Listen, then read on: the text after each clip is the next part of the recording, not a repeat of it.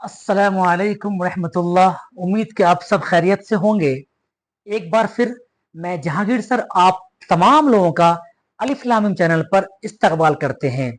साथियों, अजीज तलबा, आज हम लोग 11वीं क्लास का पहला निसाब लेकर के आए हैं। तो आज हमारी आपकी पहली मुलाकात हो रही है।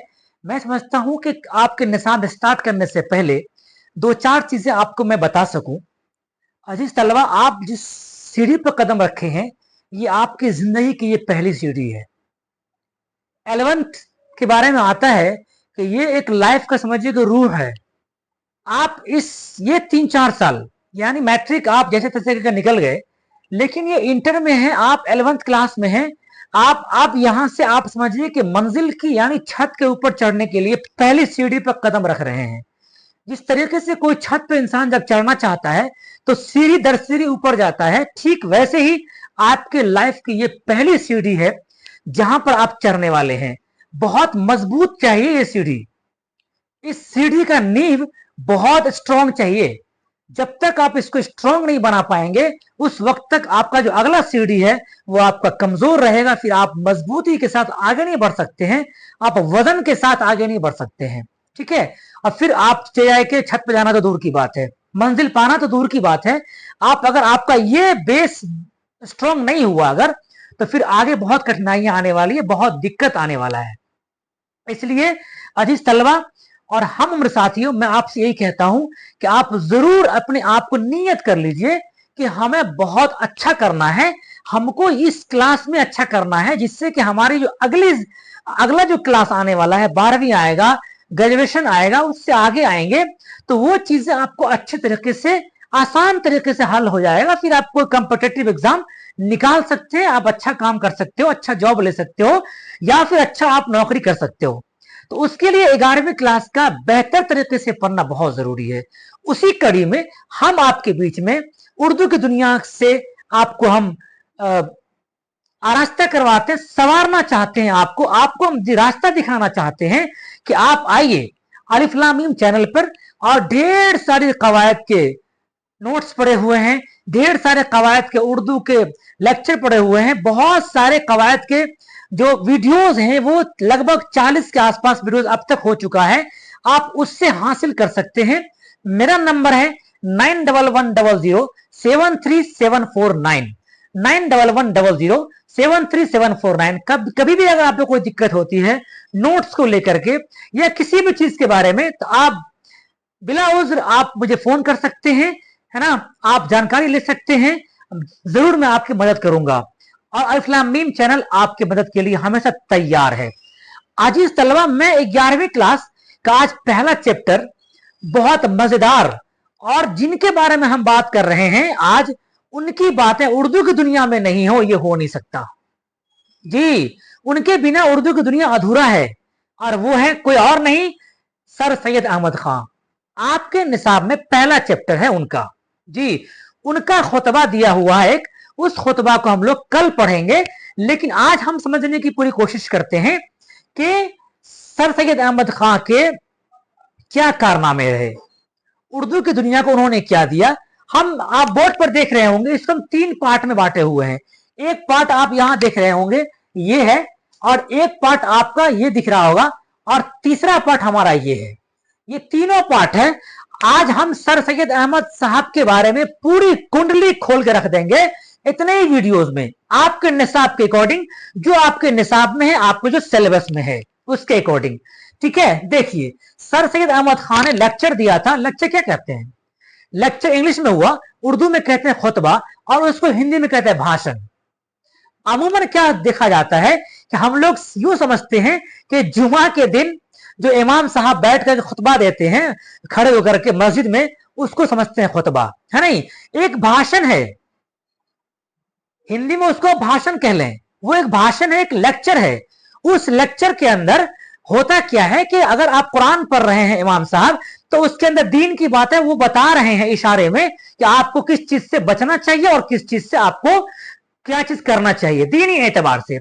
उसी को आप जब किसी नेता के पास जाएंगे तो भाषण में बोलता है कि हम ये कर देंगे, हम वो कर देंगे, ठीक है। और कोई इंसान लेक्चर देता है, तो तीनों चीज खुतबा या भाषण या लेक्चर, ये कह सकते हो आप किसमें, उर्दू की दुनिया में अगर कहेंगे तो खुतबा बोलते हैं उसको, ठीक है। अमूमन क्या होता है कि चूंकि ये अरबी लफ्ज है, खुतबा जो है ना ये एक अरबी लफ्ज है, लेक्चर क्या है ये एक इंग्लिश लफ्ज है, और भाषण क्या है ये एक हिंदी लफ्ज है, ठीक है। आप समझ गए खुतबा जी। चलिए आगे बढ़ते हैं। तो ये पहला खुतबा दिया था, और कब दिया, क्यों दिया, हम इस पर जरूर बात करेंगे अभी, और उनके खुतबे से क्या फायदा हुआ हिंदुस्तान के मुसलमानों को और यहाँ के रहने वालों को, ठीक है। चलिए आज हम लोग जानते हैं सर सैयद अहमद खां के बारे में कि ये कौन कैसी हस्ती रही, और इनके बारे में और जानते हैं। हमें जहां तक मुझे लगता है कि आप बिल्कुल इत्मीनान से अगर आप सुन लेते हैं, अच्छे तरीके से नोट्स बना पाते हैं अगर अपने दिमाग के अंदर, तो आज के बाद सर सैयद अहमद खां के बारे में आपको कभी भी कोई गलतफहमी होगी नहीं, और आप बिल्कुल एक क्वेश्चन भी आपका मैं आपसे वादा करता हूं कि हम नहीं छूटने देंगे। मैं कहता हूं ना, याद कराना मेरा काम है, आपको याद नहीं करना है, याद मैं कराऊंगा, बशर्ते कि आप मेरे वीडियोस को बिल्कुल गौर से आप सुनिए। देखिए जहां तक सर सैयद अहमद खां के बारे में है, मैंने आपको बता दिया खुतबा के बारे में। इनकी पैदाइश बस 2 डिजिट आप याद रखिए, 3 डिजिट, 1, 8, 7, बस इनकी पैदाइश में इसके अलावा कोई डिजिट याद रखने की जरूरत नहीं है। 1, 8 और 7, 1, 8 और 7, बस। देखिए इनके पास क्या हुई है खुद, अच्छा हाँ एक चीज भूल गया मैं। देखिए खुतबा असल में कहते किसको है, अगर आपको एक लाइन में, छोटा सा जुमला में, सेंटेंस में अगर आपको बताने के लिए कहा जाए कि लेक्चर किसे कहते हैं या भाषण या खुतबा किसे कहा जाता है, तो सुनिए। देखिए जिसके अंदर आवाम की हिदायत, मैंने अभी कहा ना आपको, आवाम के फायदा होगा जिसके अंदर, है ना, आवाम की हिदायत के लिए कोई पैगाम दिया जाए, कुछ ऐसा मैसेज दिया जाए जिससे आवाम को फायदा होने वाला है नहीं, या फिर कोई ऐसी चीज पढ़ी जाए जिसके बारे में फायदा ही फायदा उनको हो जो सुनाई दे रहा है जी, जो सुनने के लिए बैठे हुए हैं जी। मत क्या हुआ, जिसके अंदर आवाम की हिदायत, जिसके अंदर यानी आम लोगों की हिदायत के लिए क्या हो, कोई पैगाम हो, हम उसे क्या कहेंगे, उसे हम खुतबा कहते हैं, राइट। हम समझा रहे हैं आपको, मैंने अभी कहा आपको कि 17-18 डिजिट में बस याद रखना है कि 17 अक्टूबर 1817 ईस्वी को सर सैयद अहमद खां की पैदाइश हुई थी। कहां हुई थी भाई, दिल्ली में। कहां हुई थी, दिल्ली में, याद रहेगा। ये अक्सर बच्चे पूछता है क्वेश्चन वगैरह में कि सर सैयद अहमद खां की पैदाइश कहां हुई, या कब ये पूछ देगा कि सर सैयद अहमद खां की पैदाइश कब हुई, तो 17 अक्टूबर 1817 ईस्वी को दिल्ली में पैदा हुए। कौन, सर सैयद अहमद खां, ठीक है।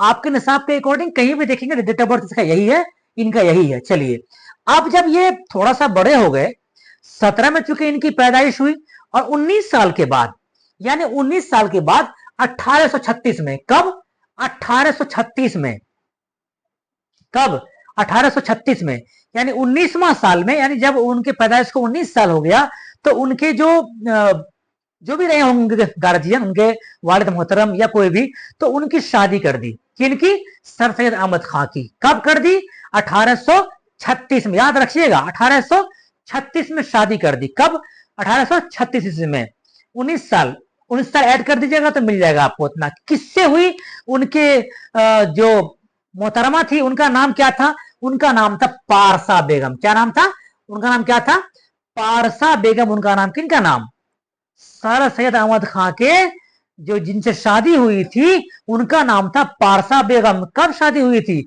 1836 में।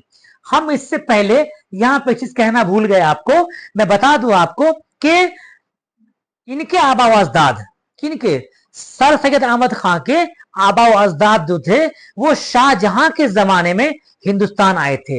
ये बिल्कुल आप याद रख लीजिए कि इनके जो आबा व अजदाद, जो असलाफ थे, वो शाहजहां के जमाने, मुगलिया जो सल्तनत थी उसमें शाहजहां का रोल बहुत अहम है। उनके जमाने में, वो भी एक बादशाह हुआ करते थे उस जमाने में, किनके जमाने में, शाहजहां के जमाने में इनके असलाफ कहां आए थे, हिंदुस्तान आए थे। इस बात को याद रखिएगा। किसके, जहांगीर के नहीं, अकबर के नहीं, हुमायूं का नहीं, बाबर का नहीं, औरंगजेब का नहीं, किनके जमाने में, शाहजहां के जमाने में इनके असलाफ कहां आए थे, हिंदुस्तान आए थे, ठीक है, याद रहेगा ना। चलिए 1836 ईस्वी में, यानी कि पारसा बेगम से इनकी शादी हो गई 19 साल की उम्र में, ठीक है। चलिए और आगे बढ़ते हैं। अब देखिए उनके बाद इनका क्या हुआ। इनके 1838 में, 1838 ईस्वी में ये जब शादी हो गई तो अब यकीनन सी बात है कि भाई अब तो मांस खोजना पड़ेगा ना, पैसा कहां से आएगा, हैं? कहां से खिलाएंगे उनको, तो कुछ चाहिए पैसा कौड़ी ना। तो ये क्या किए कि ठीक दूसरा साल, यानी कि जब शादी हुई 36 में, तो 38 में ईस्ट इंडिया कंपनी में, किसमें, ईस्ट इंडिया कंपनी में आरजी तौर पर क्या हुए, ये बहाल हो गए। ठीक है, इसको बोलते हैं टेम्पररी तौर पे क्या हो गया, ये बहाल हो गए। कहां पर, कब, 1838 में। ठीक है, याद रहेगा ना, 36 में शादी हुई और 38 में क्या हुई, ये आरजी तौर पर टेम्पररी तौर पे ये ईस्ट इंडिया कंपनी में मुलाजमत करने लगे। ठीक है, चलिए अब यहां से हम चुके दो यहां पर देख रहे हैं हरा दिया हुआ है, हम यहां से अब यहां आएंगे जी। अब यहां पर जानते हैं कि जब ये नौकरी पेशा में लग गए तो अब यकीनन सी बात है कि इनके वालिद मोहतरम के बारे में जानना जरूरी है कि भाई इनके वालिद मोहतरम का नाम क्या था, वालदा का नाम क्या था, दादा का नाम क्या था, नाना का नाम क्या था। आपके निसाब के अकॉर्डिंग ये 4 लोगों का नाम दिया हुआ है। देखिए वालिद मोहतरम का नाम, हम लोग फिर नीचे आएंगे, हम जानते हैं पहले इनके वालिद का नाम, किनके, सर सैयद अहमद खान के वालिद का नाम था मीर मुत्तकी। क्या था, मीर मुत्तकी। क्या था, मीर मुत्तकी। बोलिए मेरे साथ, तब आपको याद होगा। मीर मुत्तकी किनका नाम था, सर सैयद अहमद खान के वालिद का, फादर का नाम क्या था, मीर मुत्तकी। उसके बाद है वालदा, वालदा मतलब माँ, वालदा का नाम क्या था, अजीजुन निसा। एक आता है इज्जतुन निसा और एक है अजीजुन निसा। जिस दिन आपको पढ़ाएंगे इज्जतुन निसा के बारे में उस दिन बता देंगे आपको ये कौन है। लेकिन ये समझिए इसमें कंफ्यूजन नहीं होना चाहिए किसी भी हाल में। अजीजुन निसा बेगम किनके वालदा का नाम, सर सैयद अहमद खान के वालदा मोहतरमा का नाम अजीजुन निसा बेगम है। और इनकी जो वाइफ थी, इनकी जो मोहतरमा थी, उनका नाम क्या था, पारसा बेगम। इसमें आप बिल्कुल कंफ्यूज बिल्कुल नहीं होइएगा कि जो वालदा है अजीजुन निसा बेगम और जो इनकी मोहतरमा जिनसे इनकी शादी हुई थी वो पारसा बेगम है। ठीक है, चलिए उसके बाद है, चूंकि ये ननिहाल में ही रहे अक्सर बेशतर, ये पूरी अपने लगभग जो बचपना जो है उनका वो ननिहाल में ही गुजरा था। इनके नाना मोहतरम का नाम था ख्वाजा फरीदुद्दीन। क्या था, ख्वाजा फरीदुद्दीन। क्या नाम था, ख्वाजा फरीदुद्दीन नाम था इनका, याद रखिए इसको। और इनके जो दादा मोहतरम का नाम था वो था सैयद हादी। क्या था, सैयद हादी नाम था इनके दादा का नाम। अब ये चारों आप हमें लगता है कि समझ गए होंगे कि इनके वालिद मोहतरम का नाम मीर मुत्तकी। क्लियर। उसके बाद इनके वालदा मोहतरमा का नाम अजीजुन निसा बेगम, ये भी क्लियर। उसके बाद इनके नाना का नाम ख्वाजा फरीदुद्दीन, ये भी क्लियर। और इनके दादा मोहतरम का नाम था सैयद हादी। क्वेश्चन में ऑब्जेक्टिव में कभी कभी पूछता है, इसलिए हम आपको ज्यादा जोर दे रहे हैं कि आप इसको याद कर लें, है ना जी। ये 4-5 है। ठीक है, और इनकी जो मोहतरमा जिनसे इनकी शादी हुई थी उनका नाम पारसा बेगम है। भला चलिए और आगे बढ़ते हैं। अब हम यहां से फिर यहां आते हैं कि 1817 ईस्वी में ये इनकी पैदाइश होती है। 1836 ईस्वी में इनकी शादी होती है किनसे, पारसा बेगम से।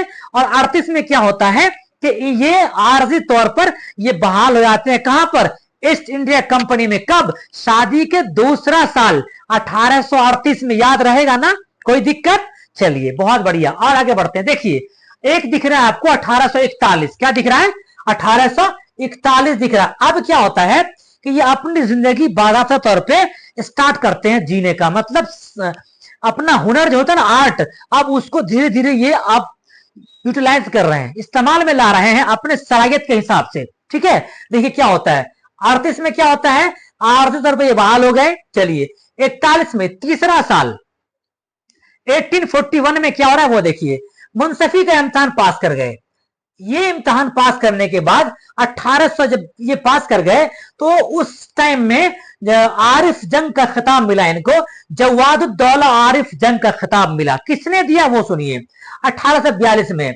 41 में, मैं फिर दोबारा कह रहा हूं सुनिए गौर से, 1847 में क्या हुआ, इनकी पैदाइश हुई।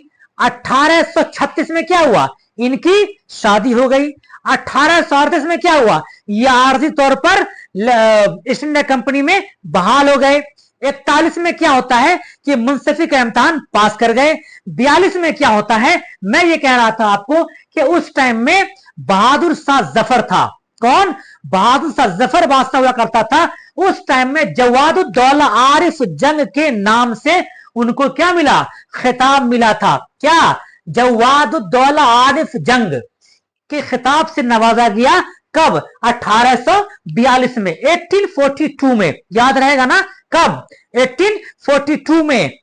यह खिताब किसने दिया था? जवादुद्दौला आरिफ जंग का बहादुर शाह जफर ने दिया था। ध्यान रखिएगा इसको। जी हां। उसके बाद है 1855 में आइए, 38 हो गया, 17 हो गया, 36 हो गया, 38 हो गया, 41 हो गया, 42 हो गया। अब आइए 55 की बात करते हैं, क्या होता है।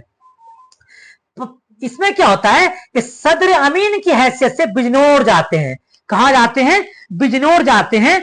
और चूंकि ये 55 का हालात है तो वहां पर 1857 में वहीं पर थे, 2 साल वहीं पर रहे। गदर की जब लड़ाई हुई तो ये जनाब अहमद खान साहब जो थे वो वहीं थे। कहां थे? बिजनौर में थे। जी हां, याद रखिए इसको, ये बिजनौर में ही थे। कब? 1857 की जब लड़ाई शुरू हुई तो ये कहां थे? ये बिजनौर में ही मौजूद थे। क्योंकि वहां कब गए थे? वहां चले गए थे 55 में। ठीक है जी। अब आइए गदर की इब्तिदा हो गई। फिर क्या हुआ? 57 के बाद एक बार आगे बढ़िए 1869 ईस्वी में, जब थोड़ा सा हिंदुस्तान का ये माहौल देखा इन्होंने तो इनको लगा कि अरे भाई, हमारे जो मुल्क में मुसलमान है ना, ये बहुत पिछड़े हुए हैं, पसमानदा हैं, हमें इनको कैसे ऊपर लाया जाए। तो ये अपने पढ़ाई को और बढ़ाने के लिए लंदन निकल गए। कहां निकल गए? लंदन। इनको बड़ा अपने कौम से मतलब हमदर्दी था कि भाई यहाँ का मुसलमान ऐसे कैसे जी रहे हैं, हमको कैसे, कौन सा काम करें, कौन सा एक्टिविटीज करें जिससे कि यहाँ का मुसलमान आगे की तरफ बढ़े और ग्रोथ हो उनका, और फिर हमारा बोलबाला हो, है ना। तो इस तरीके से उन्होंने क्या किया, ये सब सोच उनकी बिल्कुल ईमानदारी थी और इसी वजह से आज बहुत आगे चले गए, है ना। आज के दिन में इनका नाम सब सरफहरिस्त है। अल्लाह इनको मग़फ़िरत फरमाए। जी हाँ, आमीन सुम्मा आमीन। तो मैं कह रहा था कि 1869 ईस्वी में लंदन जब गए तो 70 में वापस आए। एक ही साल वहां पे रहा ये, 1 साल ये रहे और वहां से फिर वापस आए।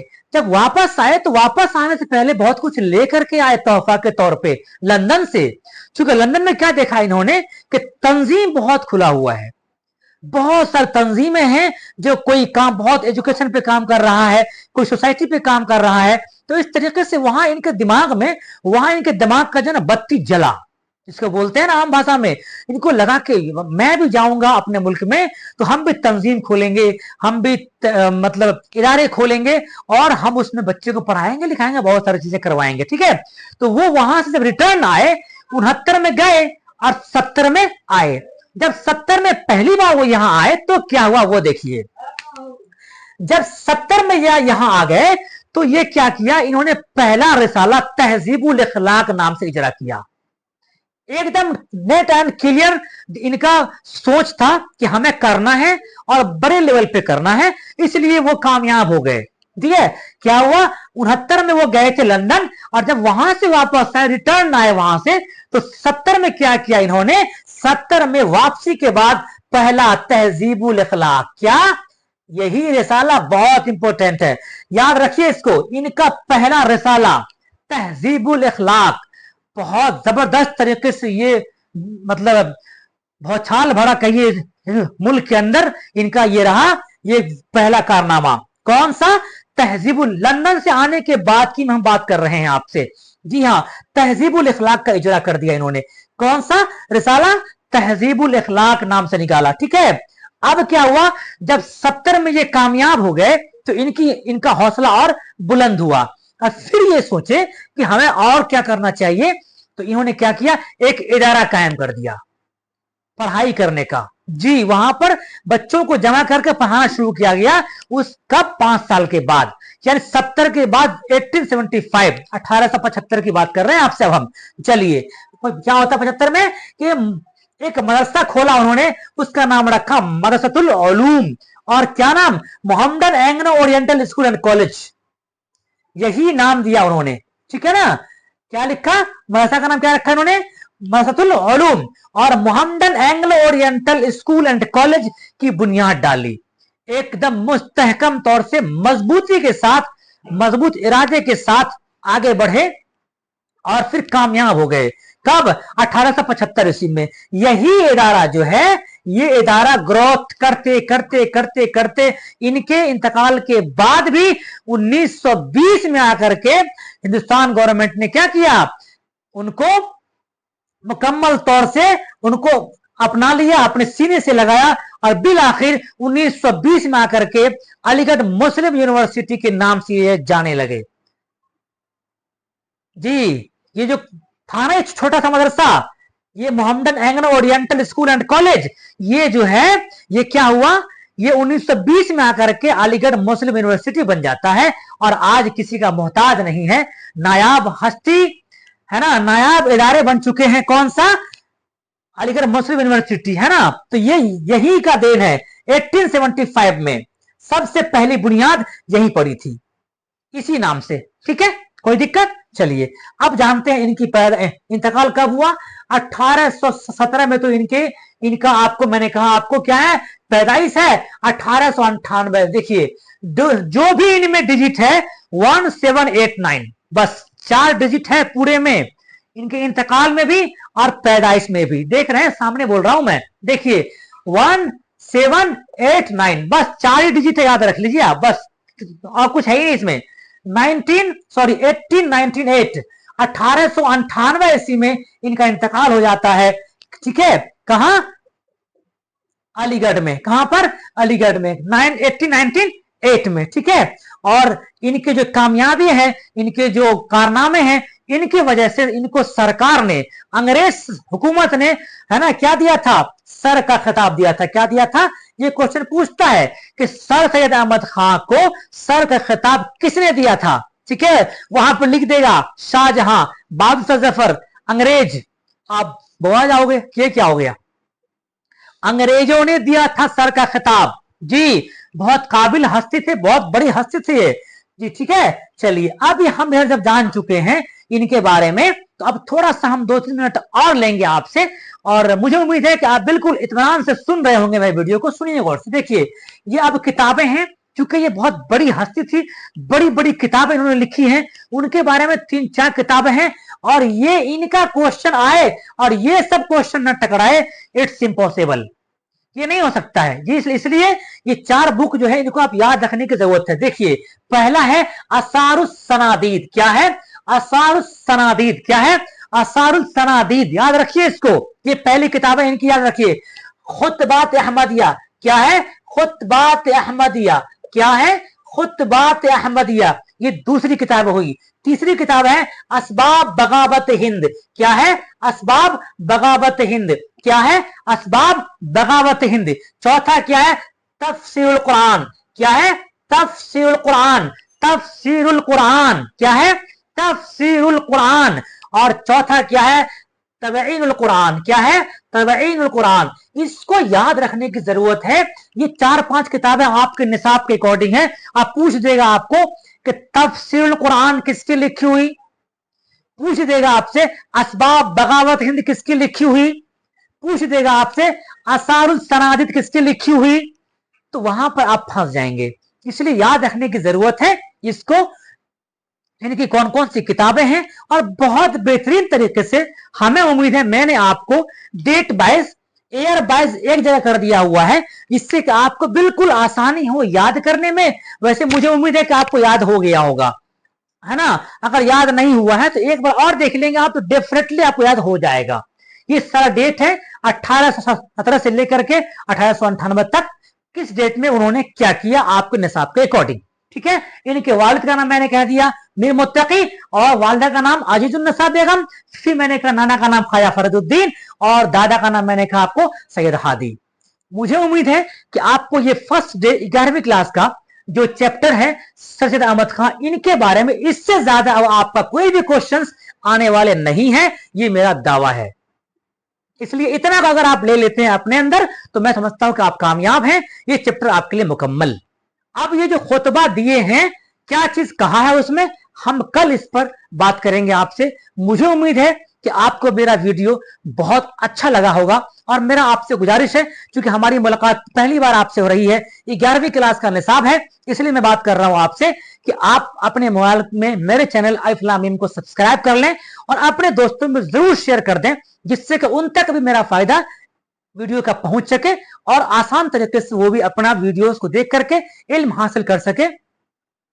अजीज तलबा, मैं आपसे शुरू में मैंने कहा कि अपने आप को तैयार होइए। आप 11वीं क्लास में एडमिशन ले लिए होंगे, मुझे उम्मीद है कि आपको अच्छा कॉलेज मिल गया होगा, मुझे उम्मीद है कि अब आप पढ़ाई करना शुरू कर दिए होंगे। मिलते हैं फिर अगला वीडियो में, आज के लिए बस इतना ही। खुदा हाफिज।